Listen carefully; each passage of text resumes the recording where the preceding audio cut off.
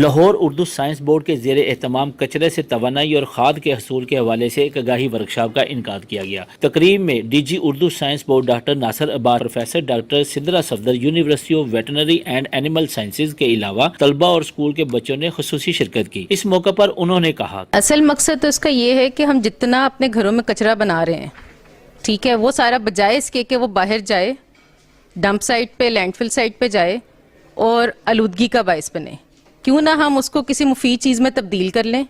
تاکہ وہ ہمارے استعمال میں آ سکے اور ہماری ارتھ پہ جتنا برڈن ہے وہ کچھ کم ہو سکے۔ کیونکہ دیکھیں نا، اگر ہم گھر میں تقریباً 60% آرگینک ویسٹ پروڈیوس کرتے ہیں،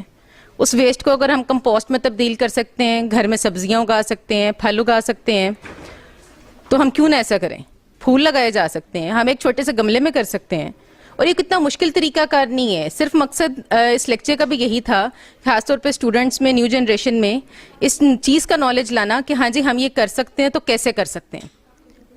کیمرہ مین محمد ندیم کے ساتھ شاہد خان، لائیو نیوز لاہور۔